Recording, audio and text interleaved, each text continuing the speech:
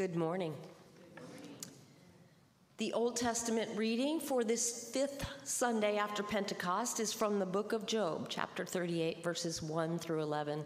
Please follow along in your worship folder. Then the Lord answered Job out of the whirlwind and said, "Who is this that darkens counsel by words without knowledge? Dress for action like a man. I will question you, and you make it known to me. Where were you when I laid the foundation of the earth? Tell me if you have understanding. Who determined its measurements? Surely you know. Or who stretched the line upon it? On what were its bases sunk?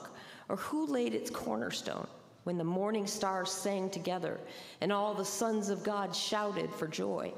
Or who shut in the sea with doors when it burst out from the womb, when I made clouds its garment and thick darkness its swaddling band, and prescribed limits for it and set bars and doors and said, thus far shall you come and no farther, and here shall your proud waves be stayed."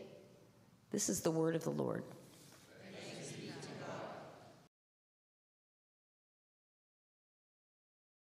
And now our epistle reading. It's from 2 Corinthians chapter 6, verses 1 through 13.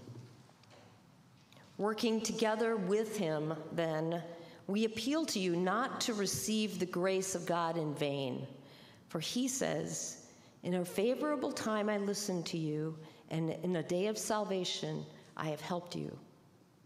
Behold, now is the favorable time. Behold, now is the day of salvation. We put no obstacles in anyone's way, so that no fault may be found with our ministry.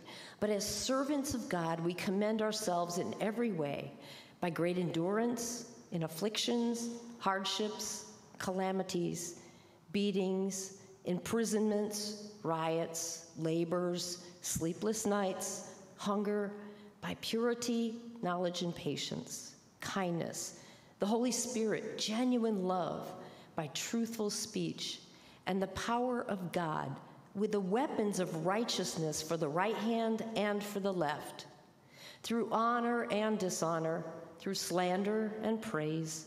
We are treated as impostors and yet are true, as unknown and yet well known, as dying and behold we live, as punished and yet not killed, as sorrowful yet always rejoicing, as poor, yet making many rich, as having nothing, yet possessing everything.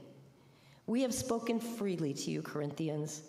Our heart is wide open. You are not restricted by us, but you are restricted in your own affections. In return, I speak as to children, widen your hearts also."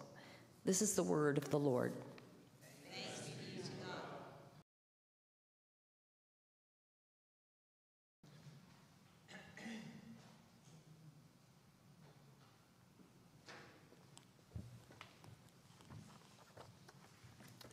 Please stand for the reading of the Gospel. The Holy Gospel according to Mark chapter 4, verses 35 to 41. Glory to you, O Lord. On that day when evening had come, Jesus said to them, "Let us go across to the other side." And leaving the crowd, they took him with him in the boat, just as he was, and the other boats were with him. And a great windstorm arose, and the waves were breaking into the boat, so that the boat was already filling. But he was in the stern, asleep on the cushion.